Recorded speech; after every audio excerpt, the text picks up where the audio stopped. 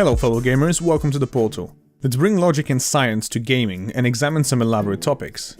Don't worry, we'll get to the FPS mechanics such as aiming and shooting, but first, we need to understand how to use the rule of 3. Why, what, and how. These are the 3 questions you have to start asking yourself after the end of this video. Start by making some time for that, and stop postponing the inevitable. Trust me, it works.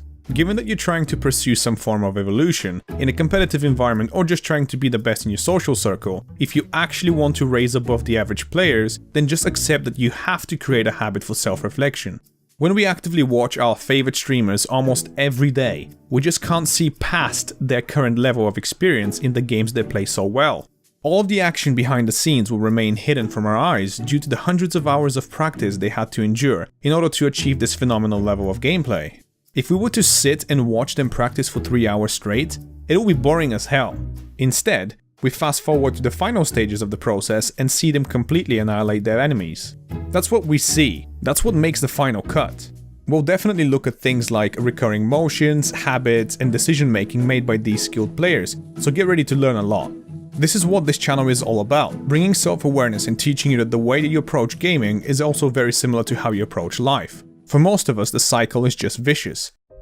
We can make up a lie and put our beliefs in it because it's easier, and we can donate hundreds of dollars to the best players out there for tips and tricks, but they won't be able to put in the time and play the game for you. The definitive truth is that we have to change our mindset and accept that we have to lose a lot before we can create a consistency and start winning a lot. And by losing, I don't mean just losing in the game, it's much more than that.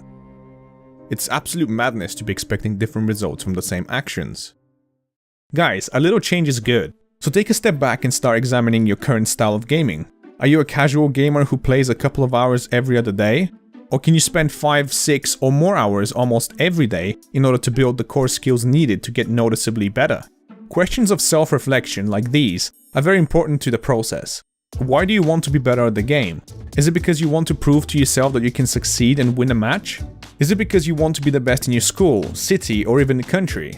What can you do to get better at it?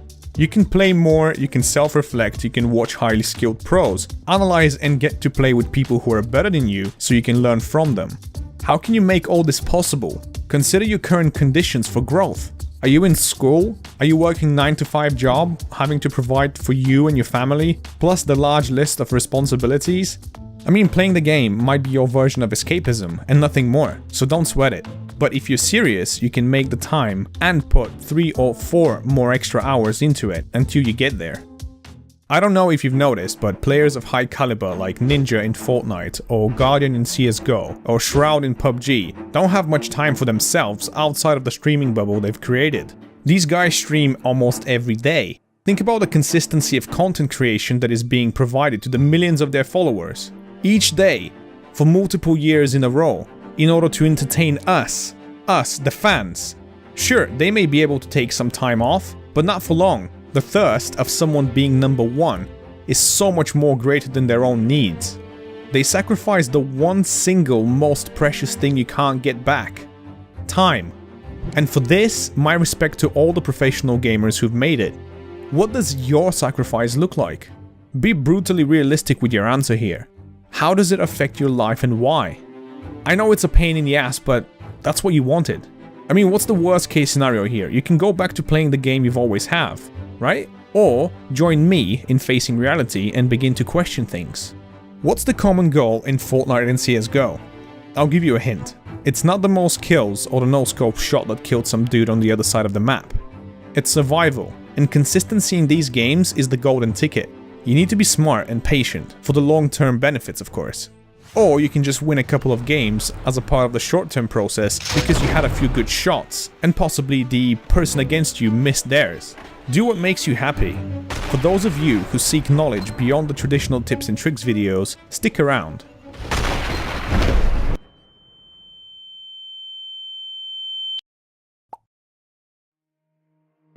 These are the top skills required to play shooting games efficiently.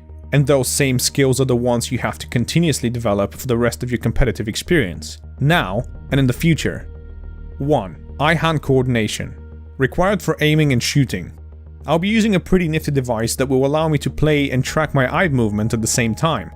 That way, I can show you the basics of eye-hand coordination and how it can be developed in time. 2. Reaction time, which is also required to match that eye-hand coordination in order to take the shots on time. 3. Decision making. Comes into play in 3 stages of the process: before we initiate the fight, during, and after. Hint: your emotional attachment to the outcome of the game, aka consistently caring about winning, losing, or getting the most kills, won't get you anywhere.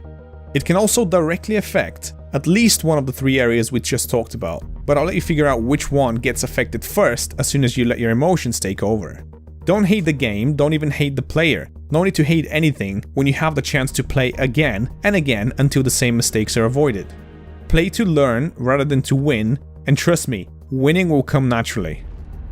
We all play different games and have different interests, but going a step back, we all share the same 5 basic senses: sight, hearing, smell, taste, and touch. Let's scrap the last 3 for a second. Sight and hearing are the 2 dominant senses in gaming, which affect eye-hand coordination, reaction time, and decision making, even though touch is also a part of the mix when it comes to muscle memory. Let's focus on sight and hearing first. The basic science behind eyesight, aka vision, and why you should consider the following. Given that your vision is such an important factor for aiming and shooting, eye dominance can affect the way you respond to certain situations. What is eye dominance? Simply put, it's the tendency to prefer any visual input from one eye to the other. How can I find out which eye is my dominant eye? Make a triangle with your hands like this. Then simply position an object in a central position by focusing into the distance. Look directly to the triangle with both eyes open. Close your left eye. If the object remains in view, your right eye dominant. If closing your right eye keeps the object in view, then your left eye dominant. Real question is, why should I care at all? Well, in shooting games like Fortnite, CSGO, PUBG, anything that you can pretty much name that has an FPS aspect to it, knowing which eye is your dominant one won't really help with your aim, but it can play a fairly important role when it comes to capturing visual information via your monitor screen. Take this for an example. Most default heads-up displays have specific information about your avatar, on both left and right side of the screen. The common ones include a minimap, a counter representing rounds, deaths, wins, etc., a timer, health and armor, weapons that you can carry with you, and bullets remaining. Knowing which eye is your dominant one can help explain why it's easier for you to focus faster on specific areas of the screen compared to others. Try shifting the position of your monitor in the direction of your dominant eye.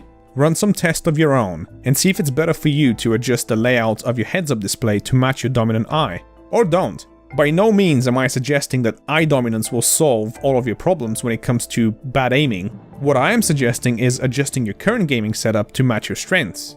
Every small thing adds up, and getting into the habit of optimizing things to work for you can be considered a skill itself. The goal of all this is to get you to focus on the things that you're good at and reduce the bad habits that you've accumulated over time. Also, some good things to consider include checking your vision by a professional.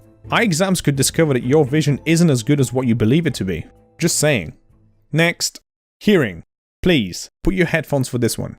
Sound, in games such as CSGO and Fortnite, is also extremely important.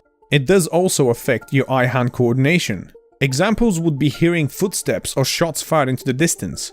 But how does it affect my sight, you ask? Sound creates a basic sense of direction, which your brain then analyzes in order to pinpoint a specific area of the screen that your eyes can follow. Let me demonstrate.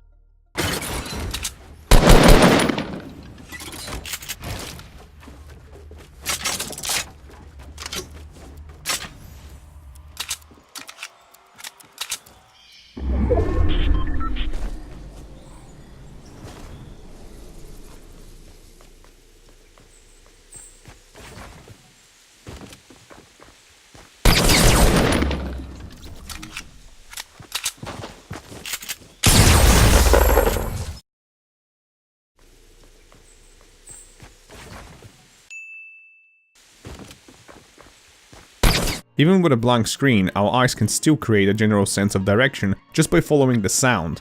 Our brain is amazing at reproducing results that are visually captured and stored into our memory. We have to start using every weapon in our disposal, and the right way to learn sure is a strong one to have. Hope you liked the video. If you did, don't forget to click the like button and subscribe for more educational videos. See you in the next one.